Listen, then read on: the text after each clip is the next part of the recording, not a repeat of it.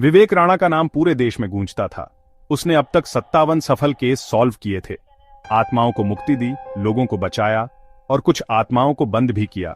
लेकिन वह हमेशा कहता था, एक दिन ऐसा केस आएगा जो मुझे ही खत्म कर देगा। वो केस आया दिसंबर की एक सर्द रात। एक फोन आया। क्या आप शांति निकेतन मानसिक अस्पताल के बारे में जानते हैं? विवेक चौंका। यह अस्पताल 1971 में अचानक बंद कर दिया गया था।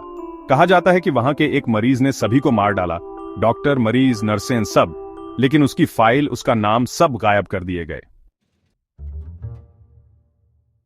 विवेक ने अपनी टीम के बजाय सिर्फ डॉ.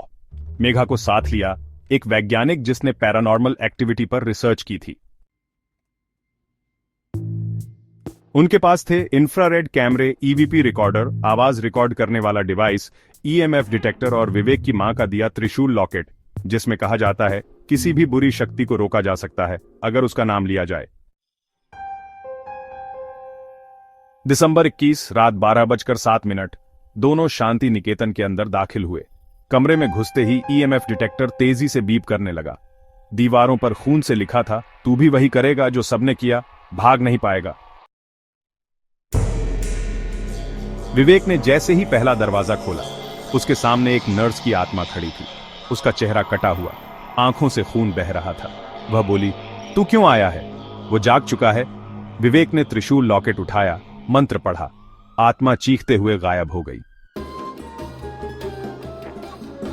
ये आत्मा नहीं थी विवेक, ये सिर्फ चेतावनी थी। असली खतरा तो अभी बाकी है।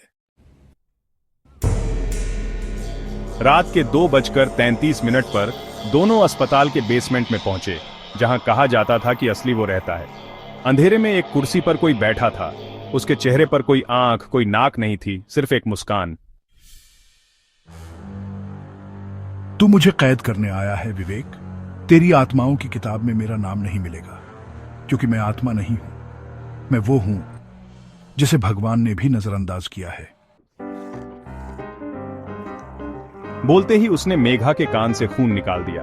विवेक ने मंत्र पढ़ा, त्रिशूल लॉकेट हवा में चमका, लेकिन कुछ नहीं हुआ। तेरा त्रिशूल बेअसर है, क्योंकि मेरा नाम तू नहीं जानता, और जिसका नाम ना जाना जाए उसे मोक्ष नहीं दिया जा सकता। विवेक को समझ आ गया, वो कोई आत्मा नहीं बल्कि मुक्त आत्माओं का संग्रह था। हर वो रूह जो समय से पहले मरी, वह उसमें समा गई थी। तभी विवेक ने आखिरी कदम उठाया। उसने अपना नाम उसी दीवार पर खुद लिखा जहां सब मृतकों के नाम थे।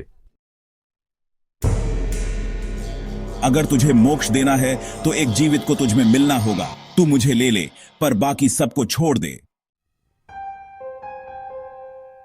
तेज रोशनी हुई, चीखें गूंजी, मेघा बेहोश हो गई। जब वह उठी तो बेसमेंट खाली था। सिर्फ एक कैमरा पड़ा था, और उस कैमरे की आखिरी क्लिप में था विवेक, मुस्कुराता हुआ, कहता हुआ, मैं अब उसका हिस्सा हूं, पर अब वो और किसी को नुकसान नहीं पहुंचा पाएगा।